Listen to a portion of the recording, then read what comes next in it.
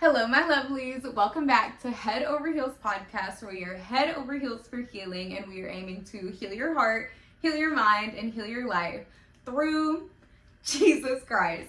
So if you are new here and you have no idea who I am, you don't know what the heck is going on, let me tell you what the heck is going on. So my name is Shania Simmons, and I'm literally just a girl. Okay, I'm just a girl who loves Jesus, who loves to run her mouth and yap all the time about any and all things, but especially about the Lord, and also a girl who just loves people. I love my husband so dearly. I love my family so much, and I just love every single person that I'm able to encounter and just leave a little piece of Jesus with. And that is always my hope with this podcast. That is my prayer with this podcast, that just through my words, through these videos, through just whoever it is that is on the other side of this, that can leave feeling a little bit more loved, maybe a little more encouraged, a little more inspired, a little more uplifted, and especially a bit more edified, feeling a bit more strengthened to go forward in their walk with God, to go higher in their walk with God, and to do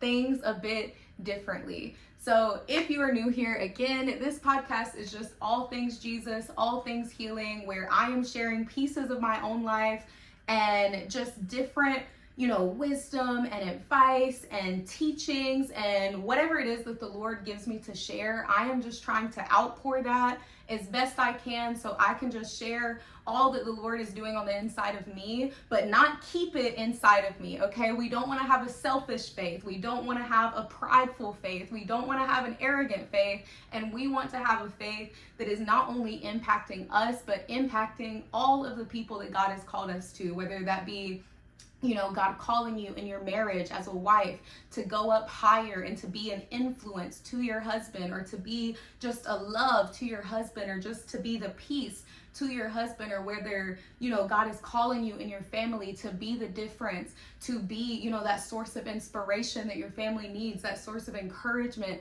that your family needs, maybe that pull that your family needs to just go up higher, to do things differently, to live life in a different way. Because I think a lot of times we see so many families that get stuck in the same cycles, and get stuck in the same places and spaces, and get stuck in the same mindsets and the same ideas, and they're all repeating the same thing over and over. And then that's where we see the upbringing of more and more generational curses, instead of seeing an uprise of generational curse breakers. So everyone that is a part of this podcast, that is a part of my ministry in this way, or just people that are a part of my life in general, because I know I have some family members that tune in on here too. So hello to y'all.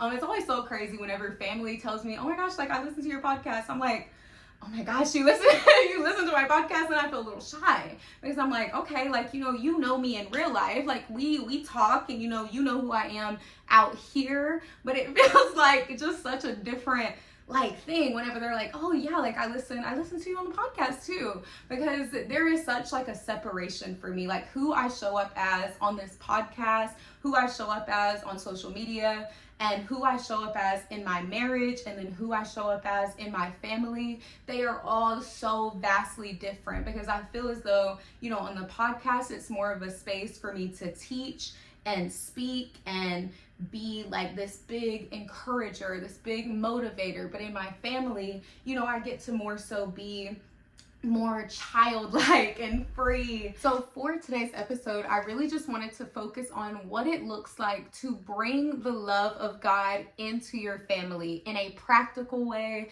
in a way that honors God, and in a way that is going to ensure that you are being an example of who Jesus would want you to be in your family. Because unfortunately we do live in a society today, and just in a generation today, where cutting people off has become so normalized. We're not developing these deep connections with your family. That doesn't exist anymore. People are not being intentional about their relationships, and instead of having the hard conversations, instead of choosing to forgive, instead of choosing to sacrifice, instead of choosing to let go, instead we are choosing to hold on to anger, to hold on to bitterness, to hang on to resentment, and just all of these ugly, terrible things that God would not intend for us to do. So when I was home with my family, God was showcasing this to me in so many different forms, and he was having me have these different interactions with different members of my family and healing pieces of my heart in the process. So for my personal testimony, I think I've shared in a few different videos, and especially in my testimony video, the brokenness that I experienced with both my mom and my dad growing up. But now I feel as though both of those relationships in my life, God is working to heal and restore. And it is not because necessarily my mom or my dad became this great, grand, different person, but it is because I chose to stop pointing the finger and placing the blame, and I decided to start looking in the mirror. And more than looking in the mirror, I was looking up at God. I was listening to God. I was being obedient to God. I was letting go of pride. I was letting go of anger. I was letting go of this idea that I'm just so much better than this person, and I just know better than this person, and I'm right all the time, and I didn't do anything wrong. Instead, I was taking accountability. I was taking ownership for my own mistakes, for my own heart, for my own, feelings and emotions towards these different people. And I was choosing to do something about what I was sitting and harboring with, in myself, because we tend to see a lot of brokenness and divide in families mainly because of large prideful spirits that are existing, whether it's, one person is thinking they're better than the other person. Oh, well, I don't sin like that, so like I'm just better than you, or you're just constantly judging them for doing this, and then they're judging you for doing this, and then they're still mad that you did this, and they're holding a grudge about this, and they're still angry about this that happened 10 years ago. Or it is just simply a lack of willingness to communicate. So instead of, using our families for what God has called them to be, which is, just a place of connectability, a place of relatability, a place of love, a place of selflessness, a place of sacrifice, and a place of just us being able to edify each other and bring up a larger body of Christ, instead it just becomes this huge, just separation and just this big old jumble of mess. Okay, so something that I really, really want to always, speak about and be a huge advocate for on my podcast and just in life in general is advocating for the relationships in your life. There is literally nothing that is more important to me than my relationship with God, my relationship with my husband, and my relationship with every single one of my family members, despite how badly they may have hurt me in the past, despite how badly, we may have gotten into a fight, despite how badly they, let me down, despite them not meeting my expectations, despite whatever it is, I am always going to continue aiming to see the person how I know that God sees them. So for example, as I was saying before, I grew up with like these mother and father wounds. So I had this huge resentment for both my mom and my dad growing up, because I felt as though they were not meeting the expectations that I had for what I believed a mother was supposed to be and what a father was supposed to be. And I know that in this podcast and just through my social media in general, I know I have a large, Black audience. And unfortunately, in Black families and Black homes, it is far more normalized to see an absentee father, or just a terrible father, deadbeat father, whatever the heck you want to call it. You know what I mean? It's very normalized to see that. And I think in, Black households and in Black families, instead of working to heal that father wound and heal that family and heal, those holes in your heart that is caused from, this division and this divide, instead we just, continue making it seem like it's not that big of a deal, because I mean everybody's dad sucks, everybody's dad left, everybody's dad is gone, just freaking, put some dirt on it and get the freak over it. You know what I mean? There's not a lot of emotional understanding, or this place to be soft and to be vulnerable a lot of times in Black families and Black households, a lot of times we are just told to get over it, and it just is what it is, and freak it, and just let's keep living. But that is not what God has called us to do. And if you are, whether you're Black or white or Mexican or whatever the heck you are, it doesn't matter. If you are in a place where you are experiencing a wound within your father or your mother, I want to encourage you to pray continuously for God to give you eyes to see them how He sees them, not how your heart is seeing them, not how your emotions is seeing them, not how your brokenness is seeing them, not how the hurt is seeing them, but say, God, I pray that you will show me who my dad is to you. Show me who my mom is to you. Show me who my sister is to you. Show me my brother to you, and allow Him to give you eyes to see that person how He sees them. So then you will begin going about that relationship differently. Instead of you operating out of a place of hurt and brokenness, you will begin operating like Jesus, and you will operate from a place of love. You will operate from a place of forgiveness. You will operate from a place of understanding, and you will learn what it means to just meet them where they are. Because something that Jesus did not do was turn people away if they were not yet who He wanted them to be. They had not yet been saved. They had not yet been healed. They had not yet, let go of the anger, let go of whatever it is that they were holding on to. Jesus met people where they were. He went to Mary Magdalene in the midst of her brokenness. He went to Peter in the midst of his stubbornness. He went to Matthew in the midst of him, kind of taking advantage of people as a tax collector. He went to people in their brokenness. He went to the woman at the well in the midst of her, doing everything that she was doing with every single man that she was doing it with. Amen. And we have to learn how to be like Jesus and stop having these expectations of people, and stop allowing ourselves to be let down by this expectation that you yourself set. Because nobody is a mind reader, and nobody in the world is going to meet your expectations. And something that God had to teach me is going about life like that, you are operating out of a huge level of pride. Because who the freak are you to set these standards for just life when you are not God? Why are you upset at your mom or your dad or your friend or your cousin or whoever it is because they didn't meet your expectations? They didn't meet your standards. They didn't meet your, stipulations. Because who the freak are you? We are not called to come on this earth and place these expectations on people and turn them away if they do not meet them. We are called to serve. We are called to love others. We are called to, pour out this unconditional and everlasting love in the same way that Jesus did. Because Jesus didn't say, oh, get the freak away from me, like you need to go heal and then come back to me, or you need to go and work on this and then get back to me. Jesus met them where they were, and He loved them through whatever it is that they were going through. Because like the Bible tells us, love covers a multitude of sins.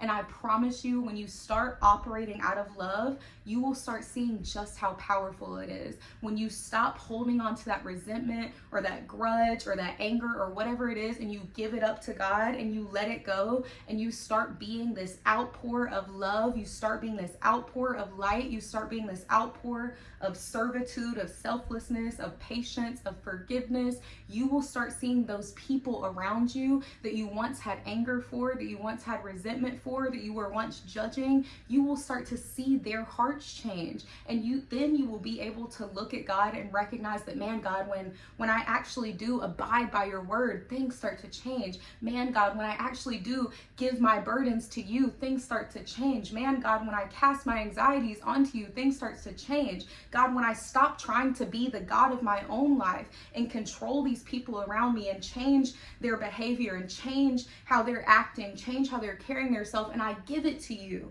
When I give it to you, God, then things start to change. Because sometimes we get into this rat race in our life because we are trying to be what only God can be. We are trying to change the people when God can only change them. God calls us to be a light, not to be God. God calls us to plant a seed, not to be God. God calls us to give righteous judgment, but not condemnation, not be the one bringing about the conviction. God calls us to love. Sometimes we need to learn where we have, reached our end. If you've prayed about it, if you've given it to God, if you have loved them, if you have done everything that you're supposed to do, and you're not seeing anything on the outside still, that means God is just calling you to wait and to be patient, because through the relationships in your life, and especially through your family, God is going to show you yourself. God is especially going to show yourself to you through how you are showing up for other people. God is going to work on your character in the midst of every single person connected to you. So rather than, being like everybody else in society and being like, yeah, he pissed me off one too many times, he's cut off. Oh yeah, my mom done did the same thing for the millionth time, she's cut off. Oh yeah, my dad let me down again, he's cut off. Instead of being like this cut off culture, we need to learn what it means to show up. Okay, because God did not place you in your family for no reason. God did not make that man your dad for no reason. God did not make that woman your mom for no reason. God did not give you those brothers and that sister and those friends and those cousins and those aunties and those uncles and your grandparents and whoever for no reason, because family truly is forever. God did not place you in your family for no reason. And a huge part of my testimony that I think is just so special to me and will forever be so special to me is the fact that I used to hate my family. And I say that with all sincerity, with all truth, because I just remember as a child, I resented every single person in my family because I felt like none of them were meeting my expectations, because I was so prideful and I was so arrogant and I had so much self-righteousness living on the inside of me that I carried myself in a way that I thought I was better than every single person. I thought that my mind was a little more together. I thought that my heart was a little more together. I thought that what I was doing and how I was carrying myself, I was like, yeah, like none of them are like me. Like I'm just so much better than them. Like look at how they're acting. Look at how they're talking to people. Look at how they're carrying themselves. Look at all of this stuff. And instead of meeting them with love, all I was doing was meeting them with judgment, and I was creating a wedge between me and my family, the very people that God gave to me. God gave you your family for a reason. God gave you that connection for a reason. You guys are blood for a reason, and that is deep.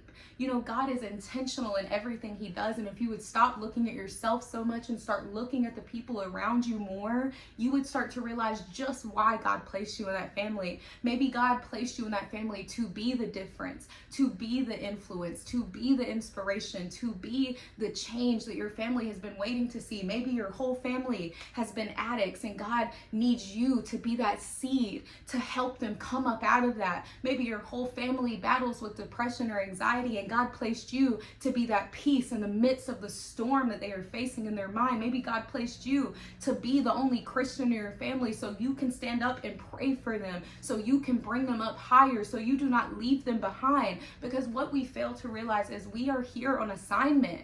We are here on assignment, and so many people want a platform, so many people want a bunch of followers, so many people, want all of these different material things, or these different accolades, or these different titles, different status. And so many people fail to realize that the whole reason we are here is not for ourselves. We are here to make heaven crowded. We are here to make disciples of the nations. We are here to love like Jesus, in the same way that Jesus came down to the earth and he came to serve, not to be served, not to obtain anything, not to get anything, not to have anything. He came down here humbly, and he sat with sinners. He sat with people that we would look at and say, oh, these people are beneath me. These people are less than me. But Jesus sat with those that were less than. Jesus sat with those that were misunderstood. Jesus sat with those that were just different than everybody else. Jesus sat with those that were sick. Jesus sat with those that had all of these things that made people turn their backs from them and turn their heads away from them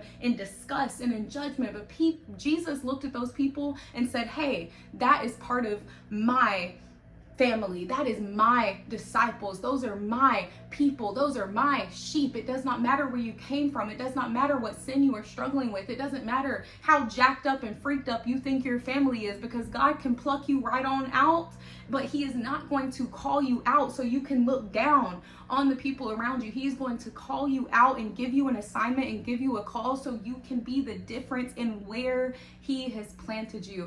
And right now in this season, a story that really is standing in my heart that I was sharing with my brother is the story of Joseph, because I think it is just one that speaks so highly, not only to this unconditional love to family, but also what it means to be loyal to family, also what it means to forgive and to let go, and to just be this example of this humility, this huge humility that Joseph had to show in the instance of his family with his brothers. So Joseph had won favor not only with God but with his dad, and his brothers resented him for that, because not only, I believe Joseph was the youngest, but he also was like the weakest. He was like the skinniest. He was like, the least likely one that should have been chosen as, the one to obtain I think it was like the coat of many colors, something. Hold on, let's look it up because I don't want to tell the story wrong. What did Joseph received from his father? Yes, the coat of many colors. Okay, so this coat, it was like a status symbol of like being, the chosen one. It was like what all the brothers wanted to get. In my mind, think of it like, I don't know, everybody's fighting over who gets like this amazing thing in your father's will when he goes. Like Joseph was the one that got this thing that everybody was hoping they were gonna get, and his brothers resented him. They hated him, and they literally left him in a pit to die. They left him in a pit to die. And then Joseph went on to be the second highest ranking person of Egypt. And then his brothers came out there seeking something from him. And rather than turning his nose up in pride and saying, look, I'm so much better than you. Look, I'm like the king of Egypt now. Look, I have this high ranking now. Joseph was humble enough to help the very people that persecuted him, his brothers that persecuted him. And I want to encourage you today to do the same in your family. While I was home visiting my family for these 2 months that I've been gone, there were so many family members that I had to encounter, that I was forced to talk to, that I was forced to be in close proximity with, that where I could have very much so carried myself in a prideful way and been like, oh, well, she did this, I'm surely not talking to her. Oh, well, she's real messy like that, so I'm surely not talking to her. Oh, I remember she said this, and she was carrying herself like this, and she was being funny towards me, so I'm surely not talking to her. There were plenty of moments that I could have done that, but I chose not to do it for myself, but to do it for the Lord, because I said, God, you have made me different, and I am not gonna, lessen myself because of how my heart is telling me to feel. Because sure, you're allowed to feel upset, you're allowed to get sad, you're allowed to feel betrayed, but when you are carrying yourself with a group of people, with your family, with your friends, with strangers, you need to be an example of God. We are called to be not just a light into this world, but people need to encounter us and know that we are a Christian. And that is why so many Christians, we get a bad rep, because people have these encounters with Christians and they meet the ones that say they're Christian, but then don't act like they're Christian. You know what I mean? Because it's so easy to be like, yeah, I'm Christian, I love Jesus. But then when somebody encounters you, they don't have a lick of a clue that you love God, because you do not exemplify the characteristics of God. If you are going to claim to be a follower of Jesus, to be a disciple of the Lord, you need to look like him. Sheep follow their shepherd, and you do not need to be the one that is straying off. But if you are, Jesus left the 99 to go and save the one. And if you are needing to be saved in this moment, I pray that you just receive that and just go ahead and tell God, hey, I am the one that you need to come after, because God, I have strayed away. God, I have been acting out. God, I have been acting up. And God, I just pray that you will leave the 99 to come and find me. Because God, I need to find my way back to your sheep again. God, I need to learn what it means to follow you again. God, I need to learn what it means to look like you again, and learn what it means to humble yourself. Part of humbling yourself is being able to stand in the very midst of the people that have hurt you and still be able to love them despite that, like Joseph, and like the example that I was using with the family members that I was forced to encounter while I was back home, and I was still showing up and loving them despite knowing what they done said about me, despite knowing how I know they feel about me, despite knowing all of these things, like having all of these different encounters and these different heartbreaks and letdowns and all of these things, despite all of that, being able to show up anyways. And sorry y'all, I'm sure y'all can probably hear that darn leaf blower going in the background, and I don't know why they're doing that today. So usually it's on Mondays that I don't record, because they're usually doing the landscaping on Mondays, but they're out there again today, and I'm recording this on a Tuesday. I thought I was in the clear, but clearly not. So hopefully that sound is not too annoying. Hopefully they stop soon, but freak it for now, okay? One day I'll have a cute little soundproof room, so nothing will matter that is going on the outside. Okay, y'all keep praying and y'all keep just believing in this little ministry that God has given me, so we can keep expanding, having better lighting, having better setups, having all the things. Y'all just keep believing, and yeah, God's gonna keep moving. But nonetheless, we're gonna keep working with what we have right now, okay? Because what we have right now is enough. Okay, but anyways, in the realms of family, God is going to do so many things on purpose to test your heart and to test your spirit, and you need to learn what it means to start passing the test, because God is going to keep sending you the same test over and over in different forms until you finally pass it, because you can't go to your next level if you still have not passed the one that God has had you at. Some of y'all are praying for a husband, y'all are praying for a new job, y'all are praying for this and that, y'all are praying for a baby, y'all are praying for all these things, and God is like, why the freak would I give you a husband? You don't even serve your family now. You are thinking, you know, oh my God, this is gonna be so cute, like I'm gonna have a cute little husband, I'm gonna have a cute little ring, I'm gonna have a little marriage, I'm gonna have a little wedding, and you're thinking too much about the freaking cutesiness of marriage. And let me tell you something, marriage is far from cute, okay? Marriage is cute in essence, okay? But marriage is ministry.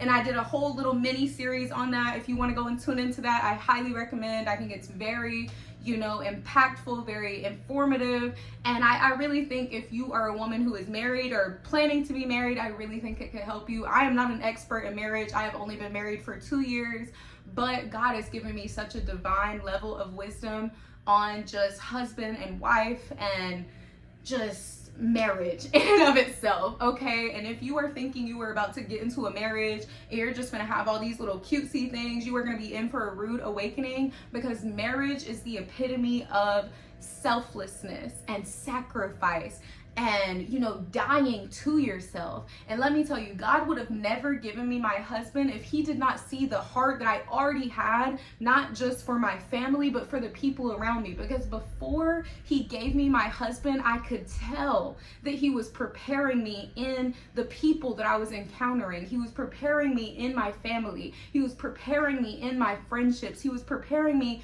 in the strangers that I meet, the strangers that I, you know, connect with every single day. He was preparing me in my coworkers. He was preparing me in the customers. He was preparing me. And if I would have failed all of those tests, I would not have got a husband at all, because God is going to test your heart in everything that he does. And if you are not even willing to serve your family, if you are not even willing to forgive your family, if you are not even willing to sacrifice for your family, if you are not willing to do all these things for your family, why the freak would God give you a husband when that is the foundation that it is built on? Marriage is built on sacrifice. Marriage is built on, oh my gosh, it is built on unconditional love.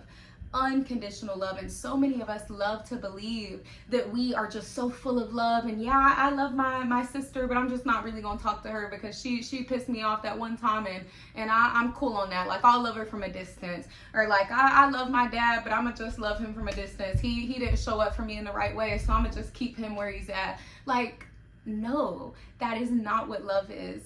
And I would love to do a whole deep dive into like the whole realm of like father wounds and healing from that specifically. because I do know that, just like I was saying before, that there is such a divide in Black culture and just Black households in general regarding, this wound from a father, and whether we recognize it or not or see it or not, that really does trickle into so many other relationships in your life. If you are a woman and you have a father wound, that is going to trickle into your marriage if you do not heal it. If you are a man and you have a father wound, that is going to trickle into your marriage. That is going to trickle into your relationship with men in general. That is going to trickle into so many areas of your life that you do not even recognize. You are going to be acting out in all these different ways. And you're going to be like, man, why am I feeling like this? Why am I acting like this? Why am I saying these things? Why am I carrying these different emotions? And it doesn't even make sense to me. A lot of it is going to stem from that, or it's going to stem from a mother wound, or it's going to